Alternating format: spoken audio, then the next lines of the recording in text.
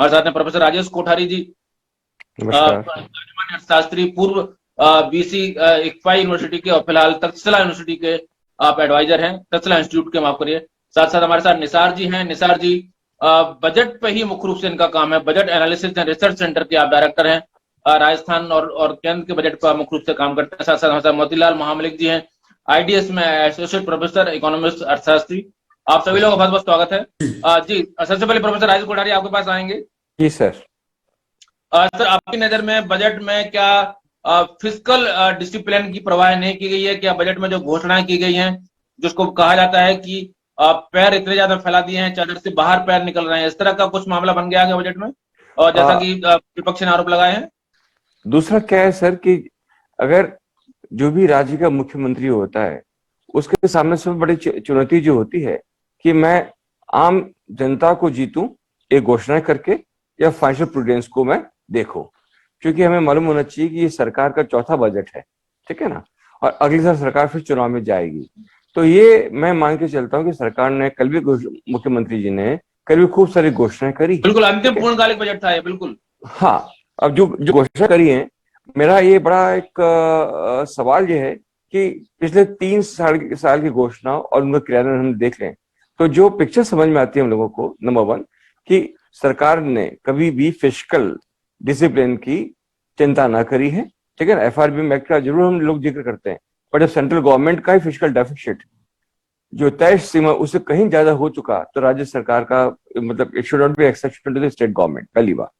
दूसरी बात, जो सरकार राज्य सरकार की है, जब तक ये अपने नॉन टैक्स रेवेन्यू पे फोकस नहीं करेगी, क्योंकि टैक्स रेवेन्यू की लिमिटेशन है, जो नॉन टैक्स रेवेन्यू फोकस नहीं करेगी तो फिस्कल रेवेन्यू और इनफ्लो एंड आउटफ्लो के अंदर हमेशा मिसमैच रहेगा।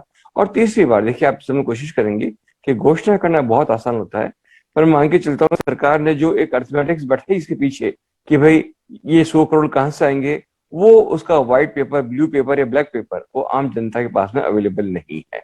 तो कहने का तात्पर्य यह है कि जब आप कोई घोषणा करते हैं तो उसका जो पूरा एक जो बैकग्राउंड है वो अगर सामने दें तो जनता को ये समझ सके कि भाई आपने जो घोषणा करी वो साथ गर्भित है या सिर्फ घोषणा के लिए ही है। और सरकार अक्सर घोषणाएं कर देती हैं। नहीं स्वतंत्र जी, मैं यहाँ एक बात कहना चाहता हूँ आपसे। जी होता है कि सरकार की पिछली परफॉर्मेंस ये बताती है कि आगे वो किस तरह का परफॉर्म करेगी, ठीक है ना। हम सभी चाहते हैं कि सरकार जो घोषणा करी वो लागू हो, पर पिछले सालों की जो घोषणा है पिछले साल कोविड साल था।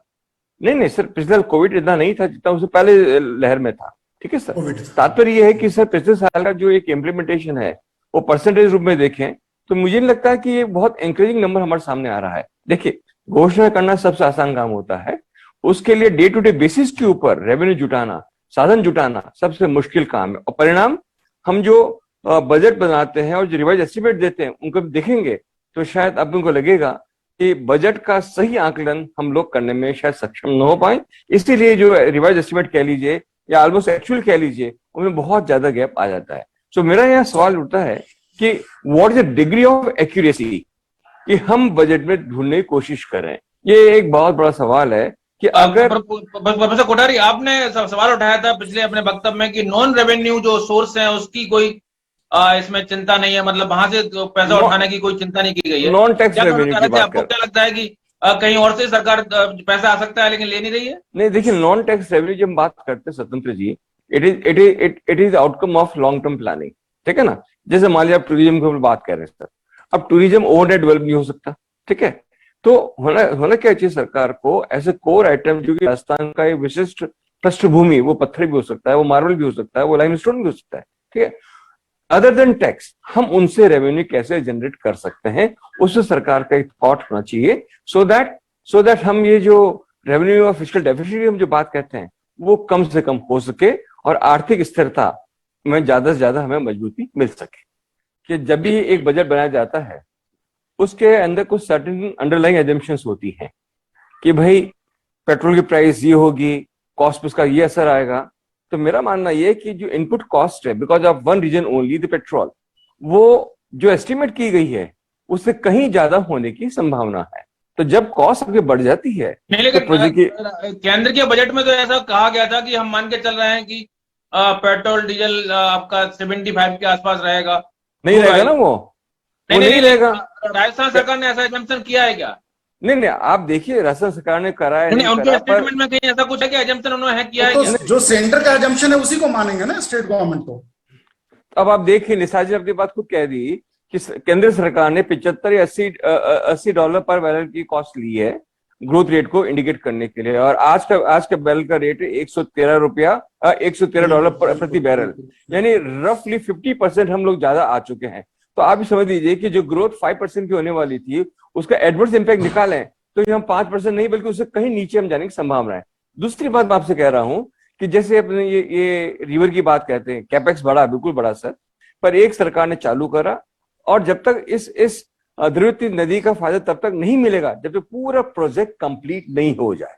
ठीक है सर। तो आपको पिछले साल ऐसा कुछ हुआ है क्या? तो आपको उदाहरण दे सकते हैं, पिछले साल ऐसा कुछ हुआ है कैपेक्स की जो डायरेक्शन है वो कुछ गड़बड़ हुई क्या? कुछ उसमें गलत जगह खर्च हुआ नहीं, क्या? नहीं, बात सर देखिए, बात गलत जगह खर्च होने का नहीं है, बात सिर्फ और सिर्फ इतना सा है कि जो खर्च हुआ है क्या वो पूरा हो गया या नहीं हुआ। जैसे मान लीजिए एक एलिवेटेड रोड की हम लोग बात कर रहे हैं, हमने मान लीजिए 20 करोड़ रुपए खर्च कर दिया, पर रोड पूरी बन गई क्या? अगर रोड पूरी नहीं बनी है वो कैपेक्स हमारा यूं कह लीजिएगा एक सस्पेंस की तरह रहेगा। किसी भी कैपेक्स का एडवांटेज तब मिलता है जब पूरा काम हो जाए, प्रोजेक्ट पूरा हो जाए और उसे रेवेन्यू जनरेट होना शुरू हो जाए। चर्चा में इतना ही। हमने देखा कि सरकार ने एक्सपेंडिचर बढ़ाया है, एक्सपेंडिचर बढ़ाने की योजना भी बढ़ाई है, लेकिन सरकार को इस और भी चिंता करना चाहिए कि रेवेन्यू उनका बढ़े, उनका किसी तरह से नॉन रेवेन्यू सोर्स भी कहीं ना कहीं बढ़ना चाहिए, और बढ़ते हुए दिखना भी चाहिए आपकी स्कीम्स में। सिर्फ खर्चा बढ़ने की बात आप करें तो आप संदेह लोगों को होता है। आप सभी लोग चर्चा में जुड़े बहुत बहुत धन्यवाद। नमस्कार। आप देखते रहिए बात करेंगे।